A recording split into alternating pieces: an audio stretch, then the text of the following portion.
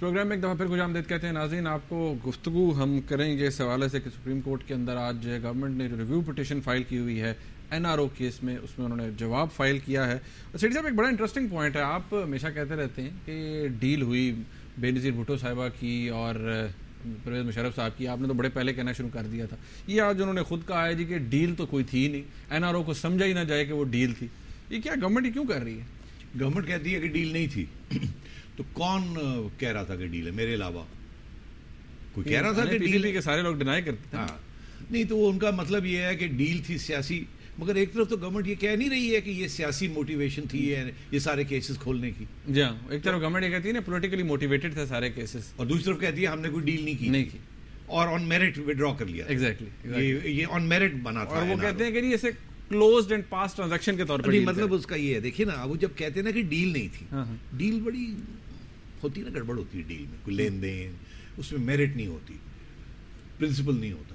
تو اب یہ کہنا کہ ڈیل نہیں تھی, اس کا پیچھے اس کے سیاسی سوچ یہ ہے کہنا کہ یہ آن میرٹ NRO بنا تھا, ٹروتھ اینڈ ریکنسیلیشن, تاکہ مسئلے پرانے ختم کیے جائیں اور آگے راستے کھولے جائیں جمہوریت کی بحالی کے لیے. اس کو کون ایکسیپٹ کرے گا؟ یہ اس لیے یہ کہا جا رہا ہے کہ ڈیل نہیں ہے. دراصل ڈیل اس لیے تھی, اور یہ غلط کہا جا رہا ہے, مگر یہ وہ ایک لیگل پوائنٹ اپنی طرف سے بنا رہے ہیں اپنے کیس کو مضبوط کرنے کے لیے. مگر دا فیکچوئل پوزیشن یہ ہے کہ ڈیل تھی. اور وہ ڈیل کیسے تھی؟ ڈیل اس لیے تھی کہ ایک طرف تو پرائم منسٹر صاحب یہ بھی تو کہہ رہے ہیں نا کہ جن لوگوں نے NRO بنایا ان کو بلایا جائے, ان کو کیوں نہیں بلایا جاتا. بالکل. اور خود پرائم منسٹر صاحب کا یہ بیان ہے کہ ان سے پوچھا جائے جنہوں نے NRO کو تخلیق کیا. اور نہیں, اور دو چوائسز تھی اس وقت حکومت کے پاس, اس وقت کی حکومت کے پاس. یہ پرائم منسٹر صاحب آف پاکستان کا بیان ہے. کیا چوائسز تھی؟ کہ یا تھرڈ ٹرم پرائم منسٹرشپ بے نظیر صاحبہ کو دی جائے, یا NRO بنایا جائے اور تھرڈ ٹرم پرائم منسٹرشپ کا کلوز نہ بدلا جائے. یہ خود پرائم منسٹر صاحب نے کہا ہے. تو یہ ڈیل نہیں ہے تو اور کیا ہے؟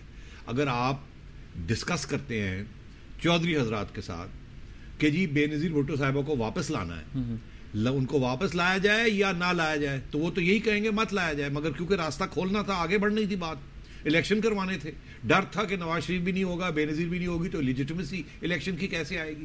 اس لیے فیصلہ یہ کرنا تھا جس کے اوپر ڈیل کا لفظ آیا کہ تھرڈ ٹرم پرائم منسٹرشپ کا کلوز ختم کر دیا جائے یا NRO بنا دیا جائے مگر تھرڈ ٹرم روکا جائے. تو اس وقت, اور میں یہ کب سے کہہ رہا ہوں کہ جو چودھری حضرات تھے پہلے تو انہوں نے ریزسٹنس کی, اس کے بعد جب دیکھا کہ آپ مشرف ڈیسائیڈ کر چکے ہیں کہ یہ کریں گے, تو پھر انہوں نے یہ کہا کہ تھرڈ ٹرم پرائم منسٹرشپ کا کلوز رہنے دیں, وہ مت ان کو اجازت دیں. کیونکہ میرا خیال ہے چودھری پرویز الہی سمجھتے تھے کہ وہ خود اتنے ووٹس ان کو مل جائیں گے کہ وہ پوزیشن میں آ جائیں گے کہ وہ پرائم منسٹر بن جائیں الائنس ود بے نظیر بھٹو, کہ وہ انہوں نے کہا کہ پرائم منسٹر کا کلوز مت کھولیں راستہ ان کے لیے, اور NRO کر دیجئے تاکہ الیکشن میں یہ حصہ لے. اچھا, ایک تو یہ اس لیے ڈیل میں کہتا تھا. اور یہ ٹھیک ہے, اور یہی مشرف صاحب نے یہی, یہ تو بات کلیئر ہوگی کہ یہ ڈیل تھی. یہ جو کہہ رہے ہیں غلط کہہ رہے ہیں, ڈیل تھی. دوسری بات یہ کہ انہوں نے اپنا موقف بالکل تبدیل کر لیا. پہلے کہتے تھے NRO کو کنٹیسٹ نہیں کرنا, اوائڈ ایبن ایشو کر دیا, اب کہتے ہیں NRO جائز تھا.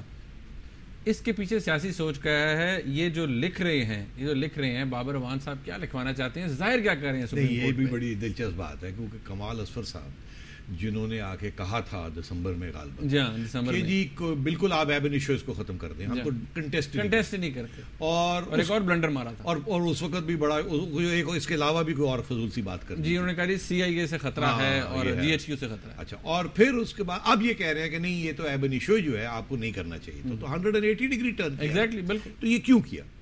میرا خیال ہے اس وقت جب یہ ریسٹوریشن ہوئی ججز کی, تو وہ ظاہر ہے وہ بھی غالباً پرائم منسٹر صاحب نے اس کے اوپر بھی بیان دیا, وہ بھی ڈسکس کرتے ہیں. بالکل. مگر بات یہ ہے کہ جب یہ ریسٹوریشن ہوئی تو لوگوں نے ان کو جو کہا کہ آپ فکر نہ کریں, سپریم کورٹ آپ کو ڈی اسٹیبلائز نہیں کرے گا, آپ کو یہی خطرہ ہے نا کہ آپ ریسٹور کر دیں گے تو یہ آپ کے گٹوں میں بیٹھ جائیں گے, تو آپ مہربانی کریں ریسٹور کر دیں, اور سپریم کورٹ بڑی ذمہ داری کے ساتھ سارا کچھ کرے گا اور آپ کو ڈی اسٹیبلائز نہیں کرے گا, اور آپ فکر نہ کریں اس چیز کا, اور آپ جو کہتے ہیں بات مانتے جائیں اور آپ فکر نہ کریں اس چیز کا. تو انہوں نے شروع میں یہی فیصلہ کیا کہ سپریم کورٹ کو ناراض نہیں کرنا, اسی لیے پہلے یہ فیصلہ کیا کہ پارلیمنٹ میں لے جاتے ہیں. اور سپریم کورٹ کے بھی آپ نے دیکھا ایٹیٹیوڈ یہ تھی, سپریم کورٹ پہلے دن سے یہ کہہ سکتا تھا کہ NRO ہم چیلنج کو کریں اور اس کو ہم نہیں رکھنے دیں, اور سپریم کورٹ نے کہا آپ پارلیمنٹ میں لے جائیں.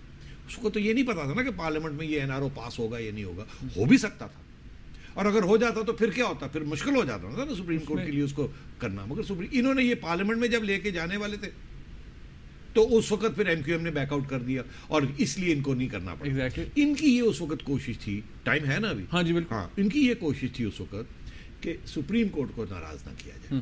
اور جو ہمیں ایڈوائس دی گئی ہے, ہمارے دوستوں نے جو ایڈوائس دی, جو بھی دوست تھے, اس لیے انہوں نے نرم رویہ اختیار کیا.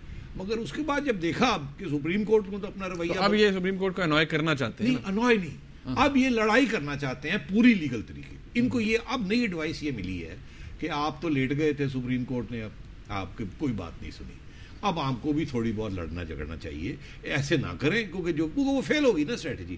جو ان کا خیال تھا نیوٹرلائز ہو جائے گا سپریم کورٹ نے تو نہیں نیوٹرلائز ہوا, وہ تو اپنا کارروائی کر رہے ہیں. اب انہوں نے سوچا کہ نہیں, ہر سٹیج پہ لیگلی اپنی ڈیفense تکڑی رکھنی چاہیے ایک طرف, چاہے وہ اور جتنی دوسری طرف لاجیکل کیوں نہ ہو, جو بھی ہو, جیسے بھی ہو. دیکھیں جب آپ لیگل ڈیفenس کرتے ہیں نا